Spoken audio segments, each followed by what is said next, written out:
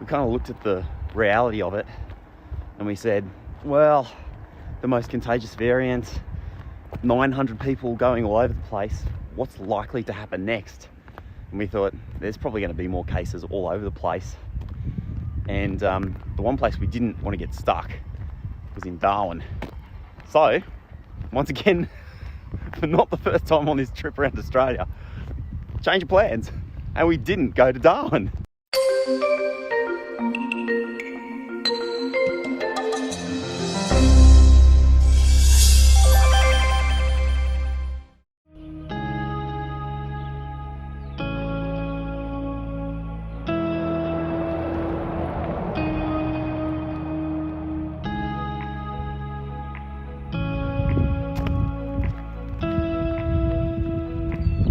G'day, how are you? It's a beautiful day, and boy, do I ever have a story for you.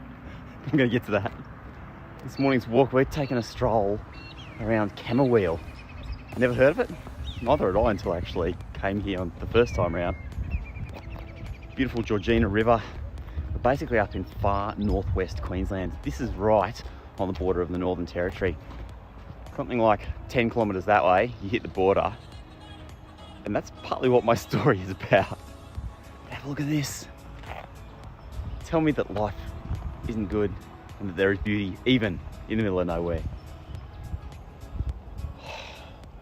It's a beautiful day. Let's go for a walk. Well, this story starts a few days ago.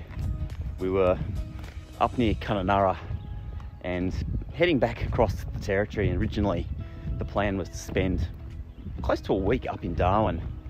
And we'd kind of driven up partway up the road and stopped to see a few things, and then suddenly we tuned into the news that there'd been a single COVID case at a gold mine in the Northern Territory, about 550 kilometres northwest of Alice Springs, pretty much in like the middle of the desert. But the problem with this one was that the gold miner who'd gotten sick with that really contagious new variant called the Delta variant. And when you're working in a gold mine, you're working very closely with other people. And so pretty much like the 700 people that were currently on the mine site got shut down. But the problem was there were 900 people who'd been on the mine site at the same time as this guy. And they'd already left to go other places like Darwin, Perth, Brisbane, Alice Springs. God. And so even though it was only a single COVID case, we kind of looked at the reality of it and we said, well, the most contagious variant, 900 people going all over the place, what's likely to happen next?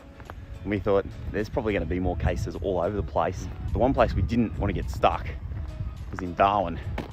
So, once again, for not the first time on this trip around Australia, change of plans, and we didn't go to Darwin. And wow, that was such a great decision. Instead, we started heading south again. And straight away, Darwin got put into a 48-hour lockdown. We've now got lockdowns in southeast Queensland. West Australia has closed the border. South Australia has closed the border.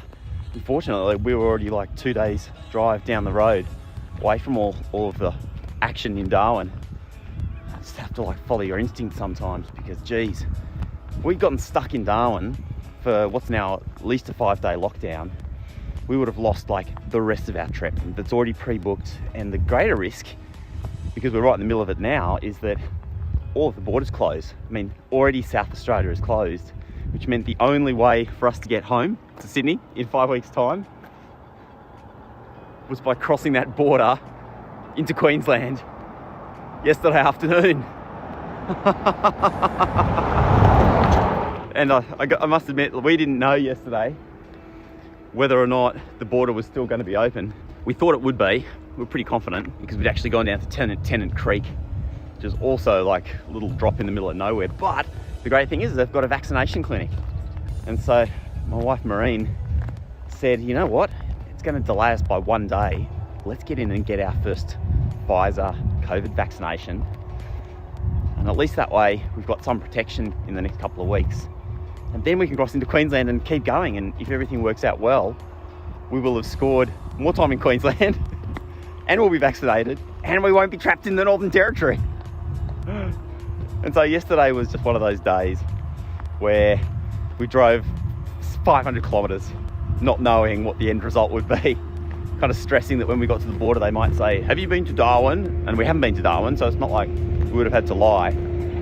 But you know, you still feel a little bit guilty, like you're doing the wrong thing, even when you're not. And you know what happened? We got to the end of this monster drive, 5Ks from the border, 3Ks from the border, a kilometre from the border. You can see the checkpoint coming up. And we get to the checkpoint, and it's a checkpoint for people going from Queensland to the Northern Territory. Going from the Territory back to Queensland, there wasn't anybody. We just drove right in.